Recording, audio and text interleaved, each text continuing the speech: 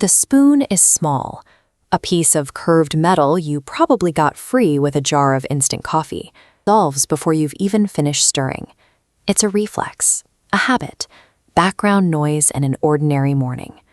But as that sweetness hits your tongue, your brain is running a program older than the human species, older than primates as we'd recognize them, older than the continent you're sitting on. Society conditions us to view these cravings as a modern failure, a simple lack of discipline.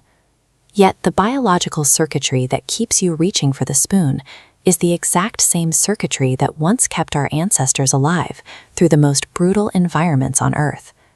To understand why we can't stop craving the sugar in our kitchens today, we have to look at the extreme physical costs our ancestors paid just to get a taste of it. Picture a forest that no longer exists. Northern Egypt, 30 to 40 million years ago. Today, the Fayum Depression is a harsh, arid desert, but back then it was a thick, wet woodland canopy.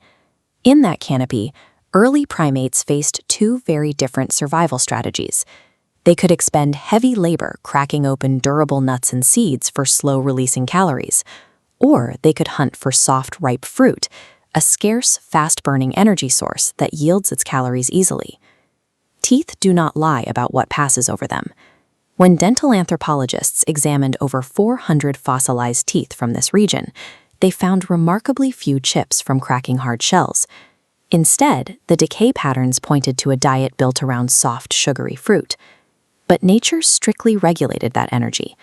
Sugary fruits are only ripe for narrow, unpredictable windows, and every bird and insect in the forest is chasing that same prize before it rots. Finding it required an intense biological drive. Our biology carries a specific gene, TS1R2, which detects sweetness. Primates that to detect and crave sugar-dense food secured a reliable, fast source of energy that gave them a massive survival advantage. Millions of years later, early hominins escalated the pursuit of sugar by targeting a much more concentrated, explosive energy source, wild honey. The clearest evidence of what this took comes from the Cuevas de la Oraña, a cave site in Spain.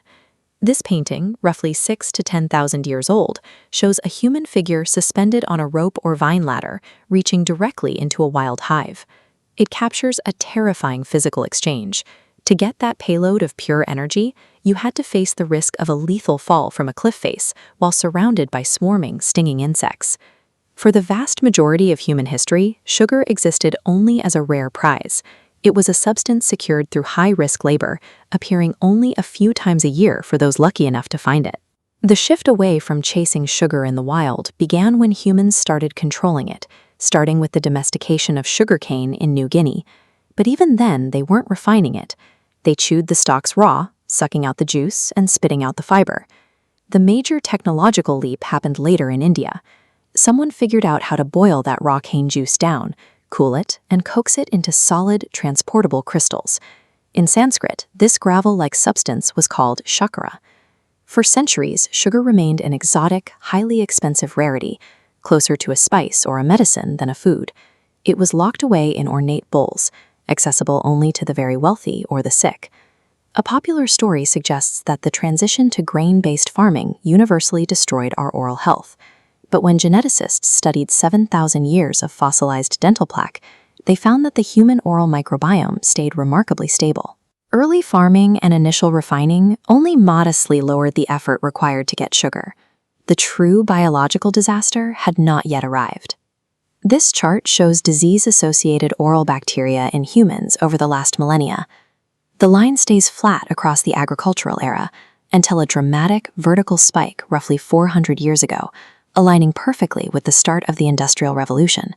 Sugar stopped being an expensive import and became a commodity manufactured on an industrial scale. It was grown on vast Caribbean plantations utilizing forced and enslaved labor. The supply exploded. Within a single century, British per capita sugar consumption rocketed from roughly 4 pounds a year to 18 pounds. An economic system built on human suffering dropped the effort of obtaining sugar to absolute zero, violently breaking millions of years of biological balance. Your body was built for scarcity. It was built for a world where sugar meant a lucky find of ripe fruit, or a dangerous climb toward a guarded hive. It has zero defense mechanisms for an infinite, year-round supply. The feeling that you can never quite get enough sugar is not a modern weakness of character. It is an ancient, perfectly tuned survival machine trapped in the wrong environment. Which brings us back to that mundane spoon in your coffee cup. The want for sweetness is tens of millions of years old. Only the terrifying ease of getting it is new.